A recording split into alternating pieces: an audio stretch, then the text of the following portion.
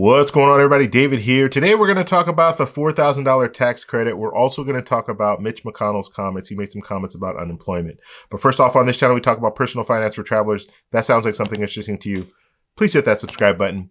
Don't forget to hit the little bell notification so you can get future updates on my videos. So the first thing I want to talk about is the $4,000 tax credit. Now, this is a proposal, so I'm not going to get too in depth when it comes down to it. It will change. If it's placed in the bill, there's going to be a lot of different changes that will happen. So it's not going to look the same. So it's kind of senseless to go through everything. I can give you guys the key points, you get an idea of kind of what they want to do. And then I'm going to talk a little bit in the end. I'm going to talk a little bit about some of the weaknesses that I see in this proposal. So looking at the authors in this bill, you have Amy Klobuchar and you have Cory Booker. You also have a Republican Senator Ben Sasse and Tim Scott. So you have two Democrats and two Republicans. Both Democrats, they both ran for president. Just so I thought I might mention that. It's interesting. You see these authors on these bills, and a lot of them have either ran for president or want to run for president. So they're always the ones that want to get out there and get their name out there on a bill. So that's interesting. It's always interesting to see that. But let's talk a little bit about this whole thing and how it works. So basically, you get up to $4,000. Now this is going to be focused on people who have been affected by COVID-19. So affected in a way that they've lost their job. So if you've lost your job, then you will have this, you'll be able to get this tax credit. But the caveat is that you have to use it for training. So you're going to have to get some additional training. And that's the way that you'll be able to get this up to this 4,000. So it's going to be interesting. So if you want to do like real estate, or if you want to learn a trade when it comes to a computer trade or what have you, that's what this is focused on. And I think it's good. I think it's a good idea, but the only problem is it's a tax credit, and it says here that it's fully refundable, which means to me, if it's refundable, that means you have to pay money up front and then you get refunded. That's not something that I think a person who just lost their job would be thinking about, putting a few extra $1,000 into some training. I don't think that they're going to be focused on that right now, just because they're recently unemployed, or even if they've been unemployed for a couple of months, they're still not going to be focused on, let me put money into training. For one, we don't know what jobs are coming back yet. We don't know. We know that, and the fact that they're putting this proposal out there just goes to show you that these politicians know. They know that all these jobs are not coming back. And I think the restaurant industry, hospitality, they're really struggling right now. Yesterday I was watching an interview with Andrew Zimmern, and he's from Bizarre Foods, if you guys don't know, but he was talking about the restaurant industry and how they're really struggling right now. And he said, worst case scenario, 80% of restaurants will not survive this. And best case scenario, 60% of restaurants will not survive this. So you're looking at a majority of restaurants are no longer going to be there. So the restaurants you see in your community, half of them will be gone. More than half of them will be gone at the end of this pandemic. So all those jobs are going to be gone. And so it's good to see that they have these proposals that are focused on trying to get people to learn new trades, because they're going to need these new trades in the future. So I am completely on board with that. I'm just saying, if you have to front that money, that's where I don't see a lot of people coming out of the pocket. If they've lost their jobs, I can't see them coming out of the pocket and spending money on training. And they don't even know what the market is going to be demanding, because none of us know right now. We don't know the jobs that are going to be here and the jobs that aren't. So you're putting yourself in a situation where you're taking a risk. Let's say I want to get a real estate license. Well, I get a real estate license, and then the real estate market just goes crazy, and you're not able to make a living with real estate. So it's one of these deals where, yes, the training is good. I'm always for training, but in a situation like this, we don't know what's going to happen. So it just makes it really, really tough. Now, what they could do, and like I said, it's a proposal, so a lot of things can change. But one thing that they could do is they can make it like student loans. Like when I was in college, student loans, student grants, the same thing. You apply for them, and then you get your classes, and the money, you never even see the money. The money goes straight from the federal government over to the institution. And so you don't have to pay anything out of pocket. As long as you complete the training, then you don't have to pay anything. But if you don't complete the training, then you might have to pay back something. But make it like that. So it's not coming directly out of your pocket, but you're still able to get the training. But then, like I said, there's still an issue when it comes to, okay, what training do I get? What jobs are going to be around? I don't want to spend time working on this training and then find out that that job is going to be obsolete.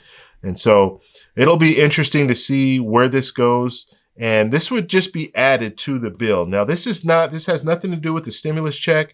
And the stimulus check that's on the table right now, that can very well still be in a bill. This is not replacing a stimulus check or anything like that. This is a tax credit, and this would be for helping people find jobs because they're going to need to find different types of jobs. I mean, technology is definitely taking over. There are restaurants that you can go to now, and I've been to a few of these, where there's no waiter, there's no waitress. You go there, you sit down, and you order your food at the table through the computer, and then they bring your food out to you, you eat, and then you pay on the computer, and then you leave. So technology really is taking over when it comes to a lot of things. We've all seen the self-checkouts when you go to the grocery store. So they're limiting the amount of checkers. We're probably going to see a lot more of those because that will allow you to get in, get out, keep that 6-foot distance, and move forward. So, I mean, we're in a new time right now, and I think it's good to have something like this. But I just think the way that it's proposed, they're going to have to make some real changes to it before it makes sense for most people who are unemployed to jump into that. Okay, so the next thing I want to talk about is good old Mitch McConnell. So Mitch McConnell, he was on a conference call yesterday, and he was talking with the minority leader, so a Republican minority leader in the House. And they were just talking about the unemployment, the beefed up unemployment, the extra $600 that you would receive every week. And that will expire in July. So there was always talk, okay, what are we going to do? The HEROES Act was addressing that. They want to extend it.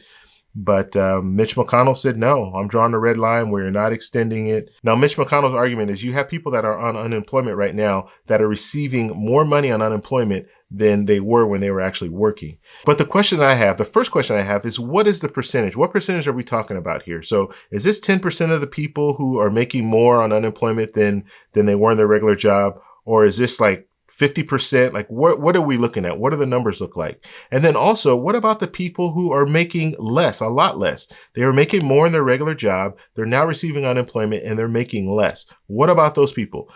What we see happening here is we're just going to end it for everyone.